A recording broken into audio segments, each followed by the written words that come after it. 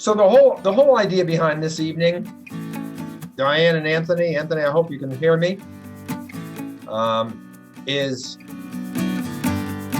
the oral cavity is an underappreciated place where toxicity can occur whole body. It's not just about the mouth.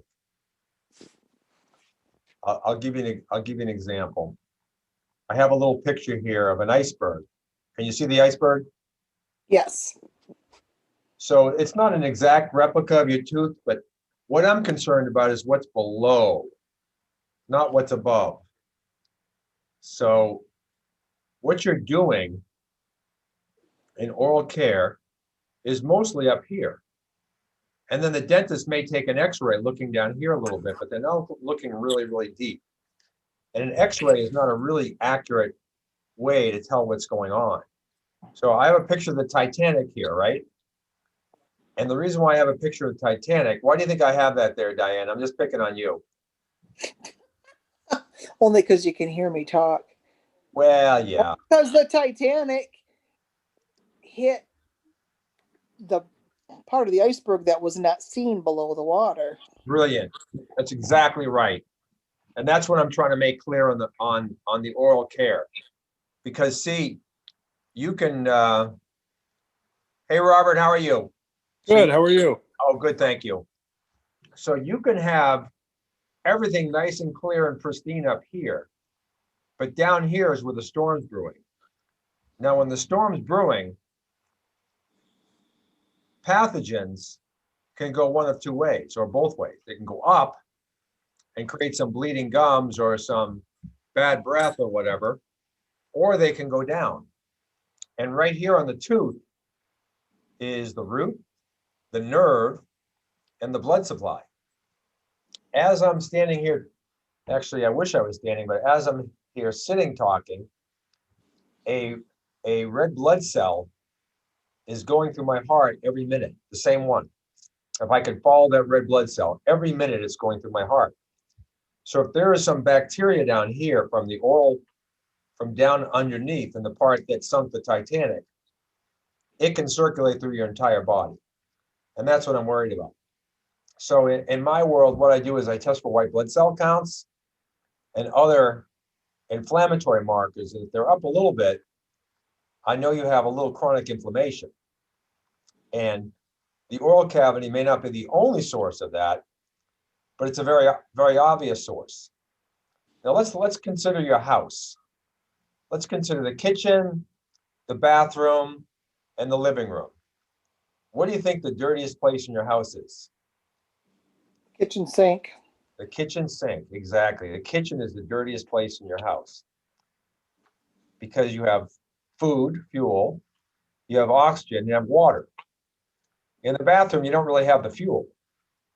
You might have some yuckies and water, but you don't have the fuel. Whereas in the kitchen, you have the fuel.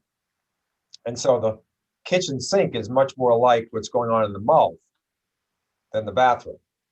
It's the dirtiest place in your entire body. So it's an obvious but largely ignored place for inflammation. So this is the story. Gum disease in your whole body and your whole body health. People with gum disease have 3 times the stroke risk. People with gum disease are 2 times more likely to suffer from a heart attack. You're more likely to have diabetes if you have gum disease. Diabetes is a sugar problem, but it's actually an inflammatory problem because excess glucose is somewhat inflammatory. And diabetes and weight loss are tied together. So I have a lot of people that have a hard time losing weight. They might have lost the first 20 and they're trying to lose 40 and they can't lose those last 20 pounds because they have inflammation stemming from the mouth into their circulatory system. Pregnancy complications, arthritis. Why would gum disease or periodontal disease cause arthritis? Arthritis is an inflammatory condition of the joint. In gum disease, it's not eating the enamel, it's living in the blood, but it's actually eating the bone. That's why the dentist does x-rays. They're looking for bone loss and the seating of the root in the jawbone structure. And with periodontal disease, you can slowly have that bone cavity that's holding that root start rotting away. But when it gets out of the box and travels in your circulatory system, those pathogens still like bone. So they can get in your spine and cause back pain. They can get into the joints and start breaking down the bone tissue there and turn a nice smooth surface into a rough surface and cause a lot of inflammation. So osteoporosis, I think, is pretty obvious, but now even Alzheimer's is connected to tooth loss and periodontal disease. So when we do your assessment, I look at things like this. Okay, do your gums bleed? Minimally when flossing. Your gums should never bleed. If they bleed at all, it's because the vessel wall is weak enough that blood can exude from it. God forbid that's happening in your brain, your heart, or other places. And if you say, well, it only happens when I'm flossing, well, healthy gums won't even bleed under those circumstances. Healthy vessels. Okay, so you should be able to put the pressure of the floss on that tooth and on that gum and touch the vessels, and they shouldn't break. So it's all about a continuum. You know, if you have constantly bleeding gums, that's obviously very severe. But if you have minimal bleeding gums when you floss, you're still on the continuum. You still have a minor problem. And what we don't know is how big the iceberg is below the gum line, if you will. So that's something. And anybody who has root canals needs to worry, because that root canal, the root way down beneath, is dead. So the pathogens can live down there in the lower portion of that root canal tooth. And since there's no blood supply, there's no immune system there to kill the bacteria. So they can just hide out, fester, and grow.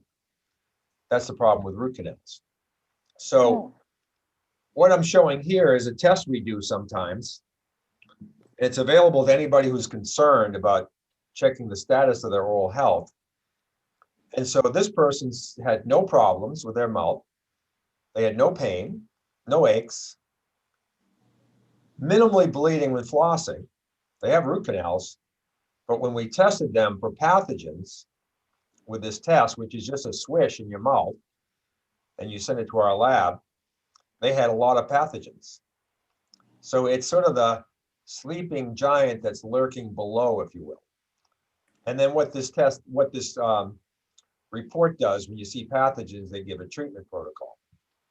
So what I really want to communicate is that we all lie on a health disease continuum. It's not like, oh, we're either healthy or sick. We're all on some point on the continuum.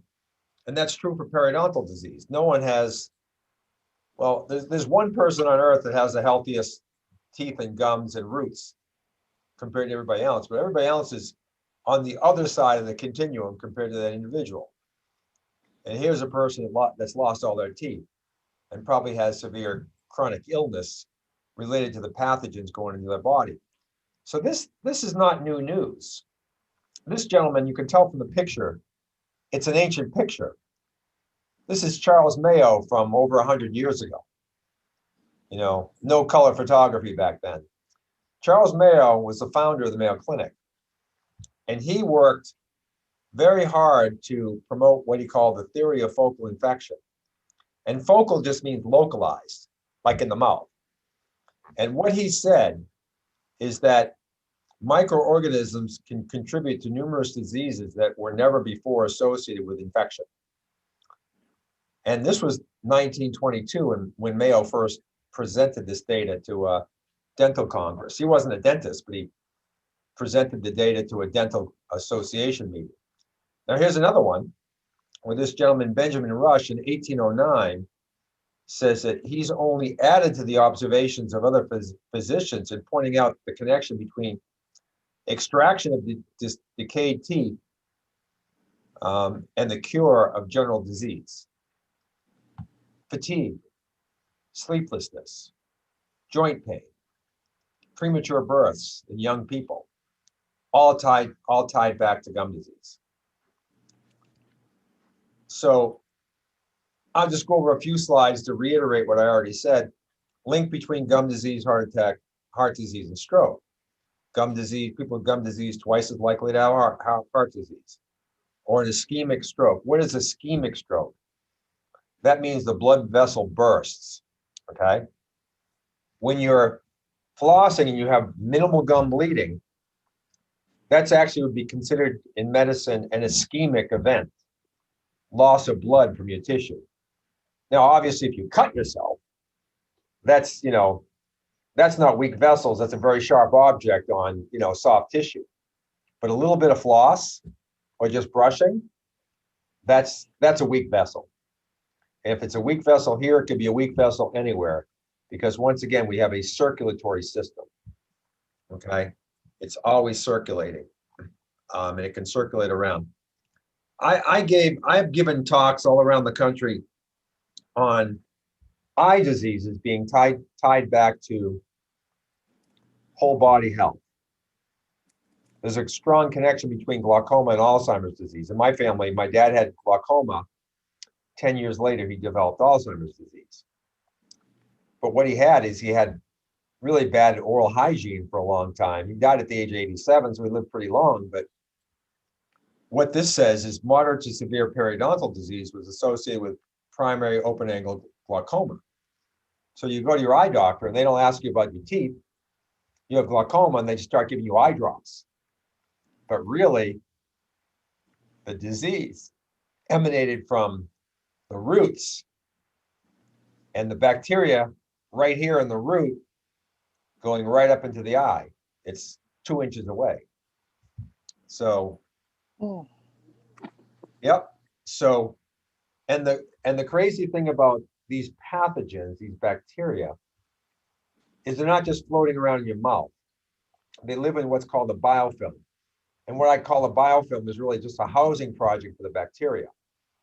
And in the Bronx, when my wife was born, it's dangerous to go to the housing projects, even for the police. Drugs and all that stuff and violence.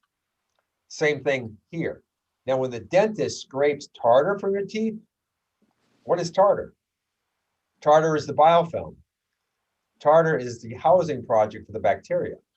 So it's not just swimming around, it's hanging out, hiding out, and then, like the Taliban, is coming out tactically to attack and get food or whatever it needs to survive.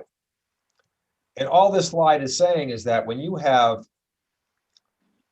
periodontal disease below the gum line, and you may not even notice it up here, is that we can see markers in your blood like C-reactive protein, which we tested for with you folks, and fibrinogen, which we tested for. We did our best to test for it, but the phlebotomy company that's owned by one of the largest healthcare companies in the country mucked up a little bit. We're trying to resolve that problem right now. We had to hire a group to come to your office. So, is anyone coming back? I actually told them go pound, but my wife said no. Let's have them come back. We want to characterize everybody. So they're coming back on their nickel. See, here's the thing. This company, Premise Health, brings on-site medical clinics to the largest companies in America, like Disney, Google, American Express, places like that. And the CEO of the company is Stu Clark. And I know Stu personally. So I told the lady who screwed up that I don't mean to play hardball, but if you guys don't get this straight, I'll be talking to Stu. And Stu takes my calls, and like it's a multi-billion-dollar company. Not that I'm a name dropper or anything, but what happened is in my association in healthcare, I know a medical doctor by the name of Ford Brewer. We're just friendly and we know each other and we've done social things together. Ford was Stu's chief medical officer 20 years ago. So I have that connection. So Stu and I are just friendly. Maybe not friends, but I've had lunch with them a couple times and talked to them about my program, but they're just docking the box. They're just doing the regular thing. But, they're good. I mean, Google has them. I mean, if you have the Google account, you're prestigious. If you have the Disney account, you're prestigious. Huh. So we thought these guys would be, they talked such a great story, and then they came, and I think, I can't remember if it was McBain or Lincoln, but they came with inadequate supplies. It's That like was Lincoln. Lincoln. Yeah. It's Lincoln. Diane, Jasmine was in touch with these people 5 months in advance, planning. How do you not have enough supplies? The supplies are like cost nothing. But anyway, we'll fix it. We'll fix that up. But I'll move on. These slides are just more about the systemic connection and how you can get leakage of bacteria into, what they're showing here is how the vessels coming up to the jaw and the roots and the gums, they're connected. They're connected to your whole body. So in diabetes, diabetics are 2 times more susceptible to gum disease. But gum infection increases blood glucose. When you're sick, you have the flu, don't measure your glucose if you're measuring it frequently, because it's going to go way up. Because when you're fighting an infection, it's like you're exercising hard. And your body has more energy demand, so the glucose will go up. Okay. But so the glucose goes up, then high blood glucose levels makes it difficult to fight infection. And then gum disease increases blood glucose, so it's a vicious cycle. So that's why one of the things our coaches does is really talk to you about your oral health and gives you recommendations on how to really improve the bleeding gums. Now, we really can't get underneath, but if we start reducing some of it, it's a step in the right direction. But so many people have bleeding gums, even minimally, and they're using Crest and they're using Listerine. It's not breaking down the biofilm, the housing project. Most of the things that the American Dental Association recommends are strictly designed to protect your enamel. I don't care about your enamel. I care about your body. Okay. So I'm much more focused on what's going down on below the surface. Okay. So here's, we think it's just there, but now if you have bleeding gums, what our testing shows is that you will still have some in your mouth. Most of it's in the housing project, but you will have some in your mouth. And when I'm swallowing right now, I'm creating a little aspirated mist as well. That mist can get into your lungs a little bit, not a lot, but if you're vulnerable, you're a smoker or something like that, and your lungs are more vulnerable, then that can contribute to something like COPD, because you have the smoking inflammation, and then you're bringing some pathogens into your lungs as well. Okay, so it's never one thing. I'm not saying, oh, the reason why smokers have emphysema is because they have periodontal disease. No, but it might make it worse. These are the kinds of things we're worried about. A lot of people have a hard time digesting food well. And one of the main reasons why Jasmine's sending the phlebotomist back is because they didn't do the test that we use to tell whether you digest well or not. And that's extremely important, because you are what you absorb, not what you eat. And if you don't digest well, you don't absorb well. So one thing that inhibits digestion and absorption is a little bacteria called H. pylori. Insignificant, except the people who discovered it won the Nobel Prize. So it is significant, it's just largely ignored. But H. pylori starts growing in the mouth, and then you swallow it, it goes into the stomach. And the Nobel Prize was for stomach ulcers. But H. pylori can also cause acid reflux. H. pylori can also cause gas. H. pylori can cause stomach ulcers, diverticulitis, constipation, diarrhea. Any gut symptom could be caused or exacerbated by this organism. Okay.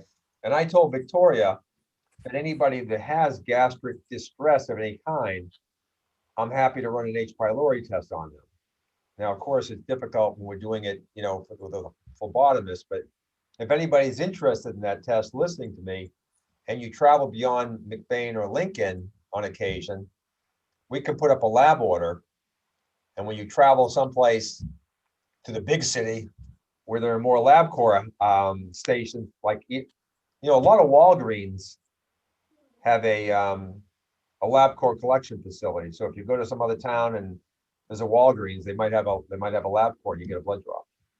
And I'm very happy to do that for folks because this is an important aspect of health. The number one thing that keeps you healthy is allowing your system to have the tools to repair and recover well. And those tools are only optimal when your digestion and absorption is optimal. Otherwise, it's like hiring a lousy carpenter to repair something in your house. They're not going to do a good job. You want to hire the best carpenter. You may not want to pay the most money. That's why you shop around. You find someone with a 5-star rating that's reasonable. But it's the point is it's not hard to test for these things, and it's actually not hard to fix it. So we think we're helpless to cancer. It's just our fate.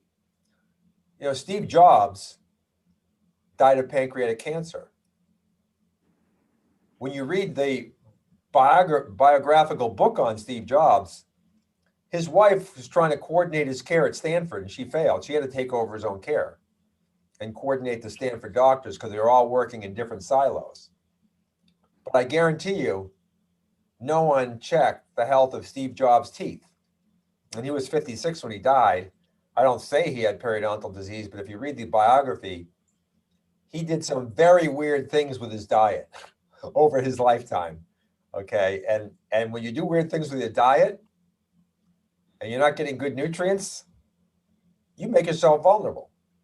Who knows? We don't know. I don't have Steve Jobs' oral portfolio, but Harvard and Brown University, the Ivy League medical schools, have shown there's an increase in pancreatic cancer with periodontal disease, increase in breast cancer as well, increase in a number of different cancers. It's all an inflammatory process. So gum disease tied to colon cancer risk, mainly because colon cancer, and we've proven this with several patients, they have H. pylori. H. pylori is in the gut, but it just doesn't hop into the gut through your skin. It comes in through the mouth. That's why we're fanatical about this stuff. So here's a study that shows periodontal disease and Alzheimer's. And in fact, there's a company now out of San Francisco that is developing drugs to treat the oral pathogen P. gingivalis as a treatment for Alzheimer's disease. And here's that company. So here it is. It's kind of hard to see, but I'll read it to you. Cortexime is the name of the company. It's now a public company. They're 6 years old. They're doing very well. Publishes data on P. gingivalis, gingivitis, that pathogen, ability to infect neurons in the brain and drive Alzheimer's-like symptoms. Okay. It didn't get into the brain from your saliva. It got in from the roots into the brain. Okay. The good thing is the brain's very resilient, and so most people don't get Alzheimer's till they're older because it has a lot of good immune protection up there, but it eventually takes over. Now, this is what I'm passionate about, and we just brought on a client in South Carolina, and I had one of the ladies had all kinds of cancer and all kinds of family history. And I started asking her about her pregnancy because she filled out the form and she's had one stillborn, not stillborn, actually it was aborted at like 8 weeks, and one that was born at 37 weeks rather than 42. Premature birth. America has the highest premature birth rate of any developed nation. We're at around 12.5% of our births are premature. In Europe, it's only 6.5%. And there are many, many good studies that show your overall health and your oral health status have a impact on premature birth. Why a premature birth? Because your brain is seeing that fetus developing, looking at it very carefully and saying, this is not necessarily a viable fetus. That's why it's trying to get rid of it. Now at 37 weeks, before modern medicine, that infant may not survive, and that's nature's intention. you know, as cruel as it may sound, you know, because back in the day before modern things, people had 10 children for a reason. They needed the help around the farm and, you know, to gather food and all that stuff. And, you know, before we were more industrialized and didn't need that. So, you know, there's no surprise that, and a lot of women have put on Fosamax. Have anybody presented Fosamax to you, Diane? No. Thank goodness. Fosamax is when they do a bone density scan, mostly on women. To me, it's a scam because I have some of the thinnest bones around. And if I was a woman with my, you know, relative to other men, they'd probably put me on Fosamax. But Fosamax, this is what the drug does. Picture trimming off a tree, a small little limb, and you can bend it. So it feels weak, but it does not break. Now picture that same limb 1 year later. I'll come back and bend it again. Now it's brittle. It's harder to bend, but it snaps. And that's what that drug does. It makes your bones brittle. And women have had spontaneous hip fractures tied to using that drug. There's almost no drug that's really doesn't have side effects when you look at it. But see, the periodontal disease down below, once again, why they do the x-rays is they're looking for bone loss. Why would you lose bone way down there? There's something eating it. And so when it leaves the oral compartment, it can get into other bones, joints, bones in general, anywhere, and lead to the loss of bone mass. You know, bones regrow. It's all about equilibrium. You know, your bones are actually a mineral reserve. So if like, look at the Holocaust. Some of those poor buggers didn't get food for months, yet they were still alive. And when you saw them, they were all emaciated. That's because they survived on their fat as calories. But your heart needs minerals to run. Your electrical system needs minerals to run. We're all electrical. So not only were they losing fat and they went down and then they burnt their muscle, but they were also dissolving their bones to support their other systems. So my point is, even bones are in equilibrium in terms of, you know, you lose some bone mass, you gain some bone mass. But this process will send the equilibrium in the other direction where you're degeneratively losing mass. Even though you're rebuilding bone all the time, you're losing more than you're rebuilding. And that's all it is. So fibromyalgia, what is that? It's general fatigue. Why? Because these organisms can live and steal food from your own cells. They're living things. Like in the microbiome, the organisms down there and other places where you have microbiomes around our body, they work in symbiosis with us. The difference between an organism that's beneficial is it's doing something symbiotic to help us live, like breaking down foods. That's a good thing. But there are other organisms, and they look similar, but they're pathogenic. So in other words, they're not helping us build something. They're tearing stuff down. That's really the only difference between an organism that's beneficial and pathogenic. It's just, you know, it's degenerating tissue.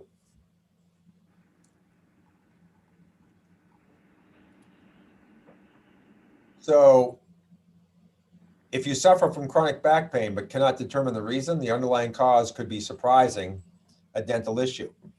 Well, I don't really consider that surprising because the spine is bony. You know, if you had something mechanical, something physical happen, but like arthritis, why do you have arthritis? Autoimmune disease, they say sometimes. Oh, it's just the way it is.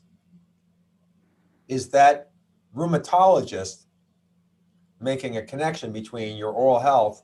Are they even asking that? So my mentor at Harvard, an ophthalmologist, observed glaucoma over his 47-year career. And he was one of the top ophthalmologists in the world. The Rothschilds, if anybody knows that name, these people own governments. You know, Mrs. Rothschild and Edmund de Rothschild came to my mentor for eye health. She happened to have macular degeneration. And she didn't go to London where she lived. She came to Boston to see Dr. Trump.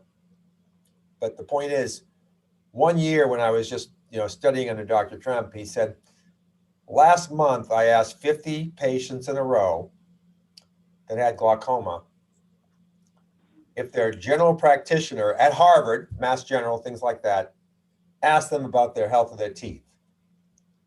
0 for 50. You have glaucoma, go to an eye doctor, they're going to give you drops. Not really getting down to the root of it. So why do we shrink with age? Everybody shrinks. What part of our body is shrinking? I don't think my skull and my jaw is, but the spine has all these foamy, bony discs in it. And so imagine if something can eat away at your jaw, holding your teeth in place. Imagine if it went from a hard, bony thing to a nice, soft, spongy thing. It's literally like going from, I don't know, I can't think of the thing right now, but going from there to a Twinkie. Okay, nice, soft, and spongy. And we all want to bite into that Twinkie, right? But the pathogens, when they break down a little of that bony material, weaken it, and it can compress a little bit. And then you have back pain. But really what you had is a process that was destroying the structure of those bony, foamy discs in your back. Is that the only thing that can cause it? No, but it shouldn't be ignored as a causal factor. Okay, so I actually wrote a paper, and almost no one has published this. I wrote a paper and it was published on, and I didn't have evidence, but I had enough anecdotal that I thought it was important. So I wrote a paper on the correlation between how much height you lose as you age and how quickly you lose it, tied to your oral health status. And, I think it makes total sense. No one's really done the study scientifically to prove it, but I at least threw it out there years ago.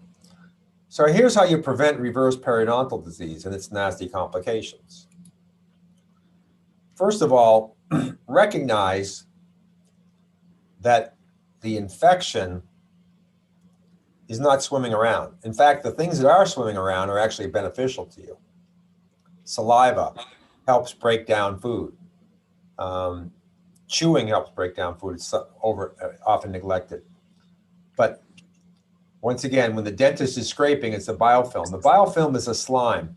So think about lakeside or oceanside. When you walk around the rocks around the ocean, they're very slippery. And then you look around and there are all these little sharp little barnacles. Guess what? That slipperiness is a bunch of little organisms that are working together as a community to form that hard barnacle. And then you look inside the little crusty thing and there's a little critter inside there. So the point of that story and that statement is that before the biofilm sets up, after you see your dentist and they scrape the tartar away, the first thing that happens is you start developing a little slime.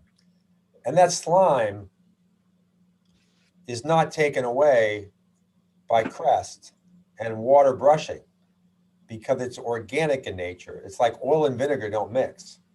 The vinegar is water, the oil is the oil, and they separate. So what we recommend you use is oil-based products. And I'm not talking about motor oil. I'm talking about, cooking oils. Sesame oil is one, coconut oil is the other. That if you rinse your mouth and brush with some coconut oil, you prevent that slime from building up. That eventually leads to that tartar. So people that swish, as we call it, so it's sort of like a little gargle, but it's not really like, you're just sort of swishing it around. That will break down that little slime and and keep it from developing into the tartar. And if you don't have the tartar, the organisms don't have a place to hide. Okay. So what we're saying here is toothpaste is good for one reason, gets you to brush. But there's much better ways you can brush. You know, and mouthwash kills your good organisms because the bad organisms are hiding in the biofilm, and this doesn't get to it. And just scraping alone is good, but when these things get really entrenched, it's trying to like remove a barnacle from a rock or the ship's hull. You know, ships have to come in and dry dock every few years because the barnacles collect on the below the waterline, and it significantly impedes the efficiency of that ship going through the water. And believe me, they're energy hogs. So what we recommend is not this, but something very simple.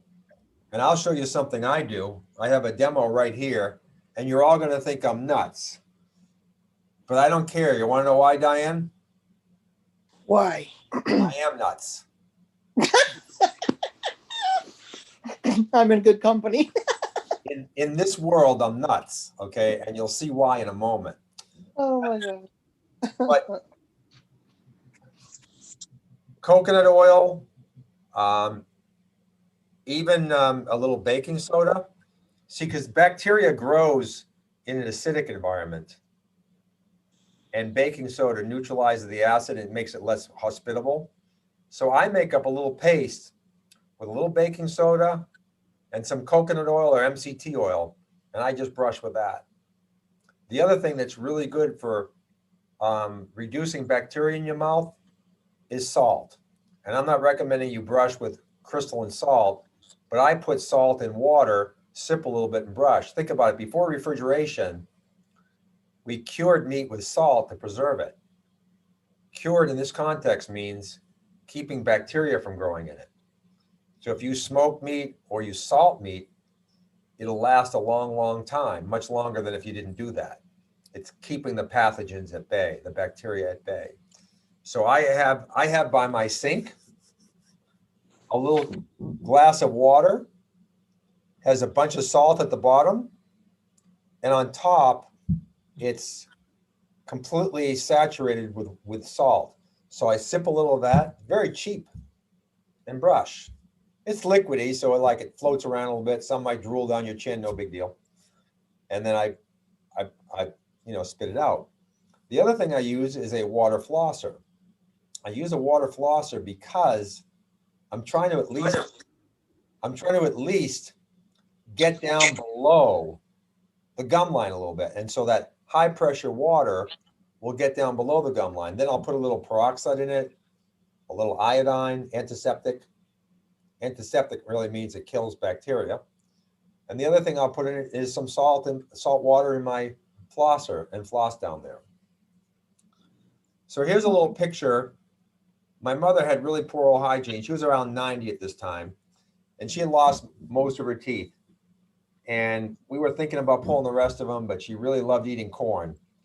And so she wanted to have a really good anchor for her dentures. So we said, okay, we won't pull the teeth. But I started doing a very aggressive oral treatment with her. And with this, I don't know if it was baking soda and coconut oil or salt, but here's our mixture, homemade toothpaste you can make. It's cheaper than buying Tom's of Maine. Little baking soda, little salt water, a little coconut oil, mix it together, make it a little bit of a paste, and just use it.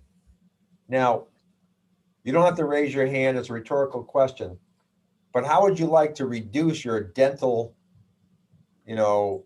cosmetic cleaning costs by a factor of 10 every year? And I'll show you how I do that.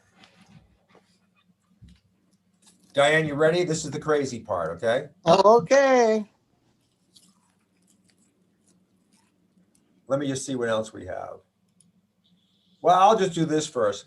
Benefit of saltwater rinsing and even brushing. Maintains the natural pH. Eliminates bad breath, fights bacteria, reduces inflammation, minimizes plaque buildup. So 1 tablespoon of quality salt, 1 cup of warm water, mix and rinse and gargle for 30 seconds. It's good for a lot of other things. too, even fungi that can build up in your nasal cavity when you do something like this. So I find that when you do a little oil coconut swishing, people that have jaw pains, that goes away in about a month or two. If you have any bleeding gum whatsoever, you do a little coconut oil swishing a couple times a week, and in a month or two, you won't have bleeding gums. It doesn't mean you solve the problem completely down below, but at least you're doing what you can. And health, just like anything at home, loving your wife, loving your husband, the little things matter, and in health, it's the exact same thing. So this is a great publication. It's on my website, but it's a long thing, but mouth-body connections, pregnancy and periodontal disease, linking diabetes, obesity, and infection, things of that nature. But now I'll, since I covered all that, I'll show you what I do. I do the salt once in a while. I'm not religious about anything. I kind of rotate things, whatever hits my fancy. Sometimes I'll dip my toothbrush in a little essential oil, like peppermint oil or something like that, and brush with that. It's oily, so it'll break down the biofilm. But the easiest thing to do is the following. Anthony, I don't know if you can see it, but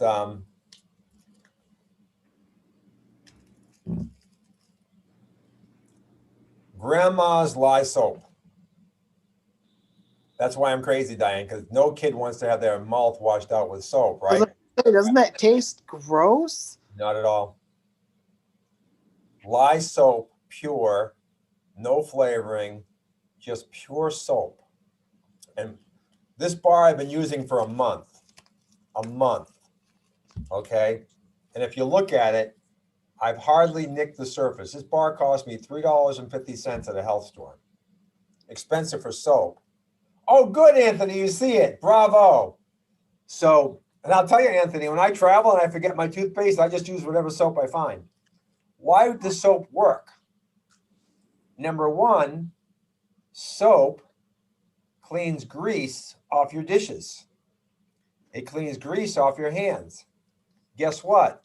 The beginning of that biofilm is greasy. Number two, bacteria doesn't grow so well when the pH is slightly alkaline. And soap is alkaline, so it makes your mouth a little alkaline. And so for those two reasons, it works really well. So all I do is I wet my toothbrush, rub it on the bar of soap, and then brush. And this has absolutely no flavor. I mean, Diane, you're gonna try it sometime. I hardly even have to rinse. It's so mild. Okay. Where do you get that soap, at a health food store or something? Or yeah, you just get I bought this on eBay. It's just grandma's pure lye. And you can go to a health food store, and some grocery stores have it, not a lot, but it's unflavored, it's undyed, uncolored, pure soap made from potash. You know, how the old timers used to make soap is they mixed animal fat with ash from a wood fire. And that's how they made it. They basically make that, it's called an emulsion. And the beautiful thing about emulsion is the outside is soluble in water and the inside dissolves fats. That's how soap works. It's not like when you put detergent in, it doesn't like rise to the top, it mixes, okay? Because the outside is miscible, mixes with the water, but the inside grabs and holds the fat and it's not exposed to the water and then just carries it away. That's all soap is. So, I mean, soap has been around for eons. One thing I forgot to mention, and it might be the most important thing I'm going to mention to you, and I just hired a functional periodontist to be on my team to help with consults with some of the folks I work with. And she said she heard something from me that she knew, but she totally forgot about. If you brush your teeth and your gums are bleeding a little bit, guess what? You just pulled some of that bacteria onto your toothbrush. And if your toothbrush is even a little bit damp the next morning, that bacteria is still alive. And then you do this. Guess what you just did? You reintroduced it. So the other thing I do, which is really inexpensive, is I have a glass of water like this next to my sink, and I have a bunch of salt in the bottom and a little bit of water. And I just throw my toothbrush in it every night. Why does that work? Has anybody heard of the Dead Sea? It's over in Middle East. It's dead for a reason, because it's on this. The sea is actually on a salt, a huge natural salt deposit. So all the water in that sea is just like the water in your glass if you have salt still in the bottom. And it's called the Dead Sea for a reason. Nothing lives in it. Organisms, fish, plants, nothing. So when you put your toothbrush in that water, anything that you pulled out of your mouth will die. And when you brush your teeth again, you're not reintroducing it. So particularly if you have bleeding gums or any oral issues, you got to sanitize your toothbrush. Now, there are other techniques. You can use a little iodine. That's buy at Walmart. It's a antiseptic if you have a cut to prevent infection. You can put some peroxide in water. So there are a number of different ways you can disinfect. You can even use a little teeny bit of bleach in water, and that'll clean your toothbrush, and then just rinse it off. But so that's really all I have. If you put it in that salt water, do you have to keep it all night, or can you just rinse it in some salt water? I don't really know, Diane. Let it dry. I personally leave it in all night, and the reason is, when I was younger, I used to brush too aggressively, so I have some recession. So I actually like the fact that I would leave my toothbrush in overnight. When I brush the next day, the bristles are a little bit softer. I have no problem. Oh. And I think a lot of people are too aggressive. We're not trying to scrape. We're just trying to remove, debris. Mm-hmm. So the little flick of the bristles is all you really need. But so the answer is, I don't know how long you have to leave it in there to kill them, but I would suggest probably an hour. So it's not like you just dip it in and take it out. But maybe that's all you need. I don't know. Maybe if you put it in and it's really salty and you bring it out and the salt water's on it, maybe that's good enough. I can tell you right now, it's better than what you're doing today, right? Yep. So it's a step in the right direction. But I just leave mine in overnight, and then I only change the water when it gets a little grimy. But as long as there's salt down there, it's antiseptic. Okay. Yeah, there's always going to be a little debris from your mouth or whatever. But, I had a joke last time with the group. It's like, I know the women are going to change it frequently. The men, what's a little grime amongst friends, right? We get greasy and mucky all the time. That's very sexist, and I apologize. But does anybody have any questions? What about olive oil or different kinds of oil? Does it gotta have to be coconut oil? I mean, is there something with the coconut or? Yeah, actually, it's a really good question, Robert, because any oil will most likely curb the spread and development of that biofilm. But coconut oil has some specific things in there that are anti-infective. Lauric acid is kind of unique to coconut oil.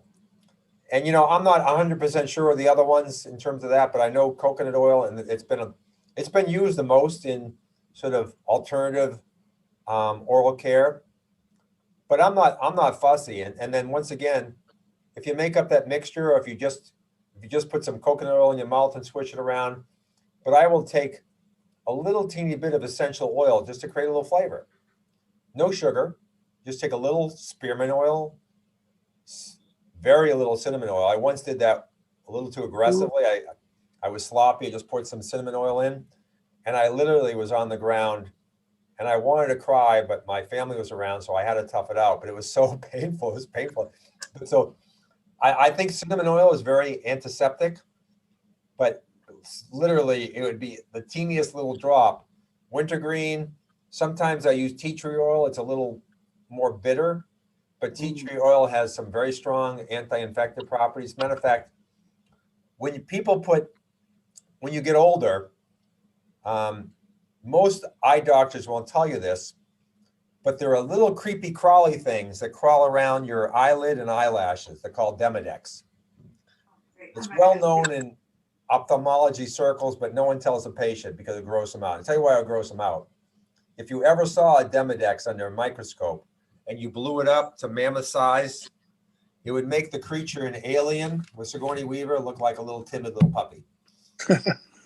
But Oh my my God. point is, when you take tea tree oil and put it around your eyelid, you got to be careful because it'll irritate your eye. But if you put it around there, it kills the Demodex. I believe that wrinkles are caused by little organisms because I saw a lecture by this MD PhD ophthalmologist. We both were presenting at a dental at ophthalmology optometry conference, and this guy was a researcher and a practicing ophthalmologist, and he showed pictures of the Demodex crawling around on the eyelid, and then he used pulsed laser infrared light under video, magnified video, and the Demodex were like, and then they died and fell off the lash. If you do that same pulse laser on a wrinkle, it tends to smooth the wrinkle out. I haven't seen anybody publish this, but we age because our immune system starts breaking down and infections start proliferating. When you die, you start decomposing, but you're not interacting with the environment. It's coming from within. So the reason why your white blood cell counts are not zero is because you're always fighting these things. And when your white blood cell counts are optimal, it just means you're winning the war. It doesn't mean you vanquished. You're just winning the war. So I'm convinced that there are little organisms there in wrinkles. And when you're tired, your wrinkles get worse, right? Your bags get bigger. Because when you're tired, your immune system is weaker.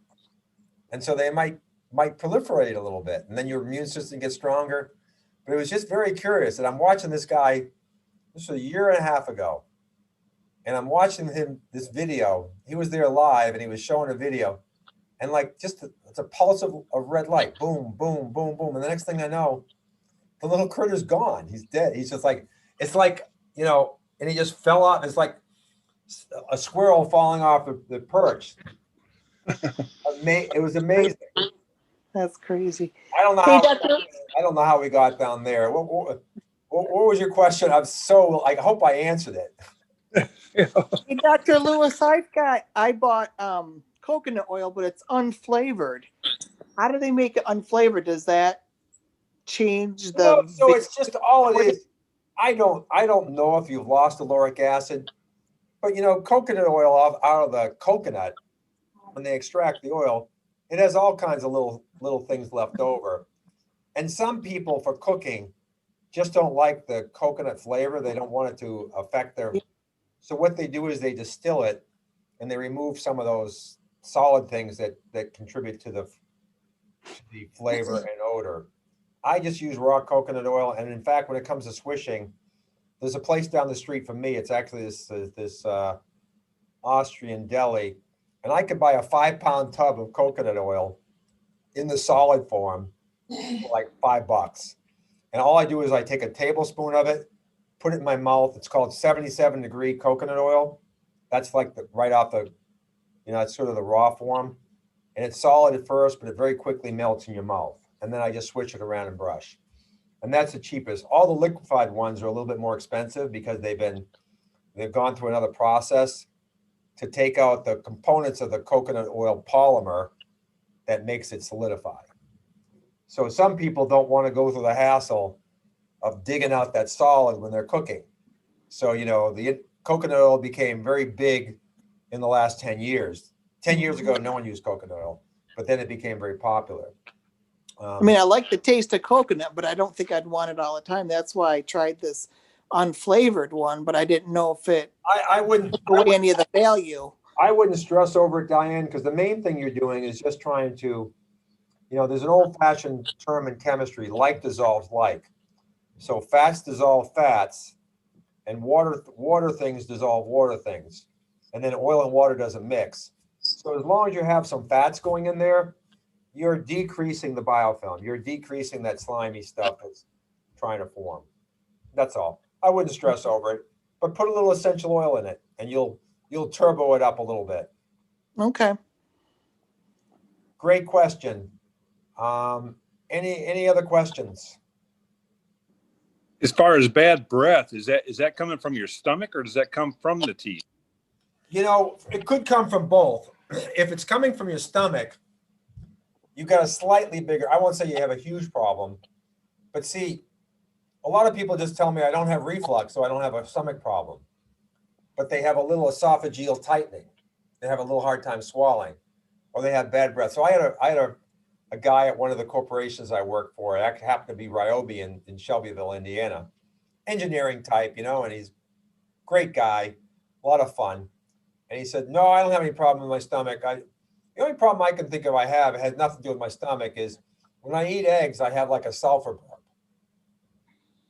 And I said, Tyler, I know you have a little reflux. He says, I don't feel any heartburn. I said, no, you don't have it to that extent. When you have a little pressure build up in your stomach, and it's enough to force that little valve open to send things up the esophagus, all you're doing is sending a little teeny mist. Just like when you're at the seashore and a wave crashes, you can smell the salt. Salt doesn't evaporate. It got flipped up in a little teeny mist. And I said, we will fix your gut. You're not bad. You have a little reflux. You just don't know it. And in 2 months, he came back to me and says, I no longer have sulfur breath when I eat eggs. But if your teeth are really, that's the most likely source. But if your teeth are really bad, then of course you're going to have that kind of odor, halitosis coming from the mouth. But I would say most of the bad breath is coming from the stomach. Just a little teeny mist. Because if you have smelly nasties in your stomach, you're not digesting like this. It's fermenting down there. And then the fermenting creates a little bubble, and the bubble eventually pops up, and there you go. You have a little misting. Yep. So, the coaches, when they start working with you, will cover oral health. If they don't, they're fired. But of course they will, because I'm fanatical about this, and I'm fanatical about the same as, and next month is on gut health, but I'm as fanatical about oral health and gut health. So like when someone says, I just have I need to take an antacid like twice a year. It's like, no, you should never need an antacid. 0. Does that mean you're way up the continuum? No, but it means you're not perfect. I have a little diarrhea once in a while, not much. Or every once in a while, I don't have a daily bowel movement. All those are tied to absorption and proper digestion. And a good digestion, you can put a kitchen sink down your gut and you'll still digest it. I'm being a bit facetious, but there should almost be nothing that upsets you, because it doesn't have a chance to. You're completely liquefying it and breaking it down into the basic building blocks of life. And they don't stink and they don't rot. Yeah, I need help. Oh, Robert. We're coming to the rescue. But the best thing you can do, you can do when you work with the coaches is don't ignore something that you just become accustomed to and seems very minimal. Because just like the teeth, it can actually be a sign of something bigger. I'm not saying it is, but part of my program is helping people with real serious problems reverse them. And the more important part of my program is making sure that people with minor problems don't have it escalate to something bigger. And the healthy people, the heck with them.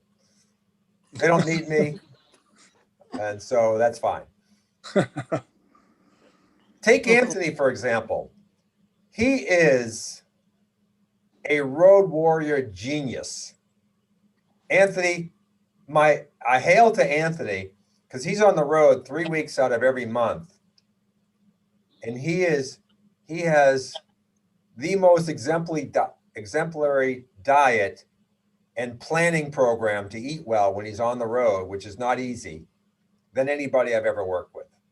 So I wrote, just so you know, Anthony, I wrote in your note to my coach, whoever you're going to work with, is do not shortchange Anthony just because he's healthy. You give him a lot of time because he is really making it happen. You are putting the effort in, my friend. So that's all I have to say.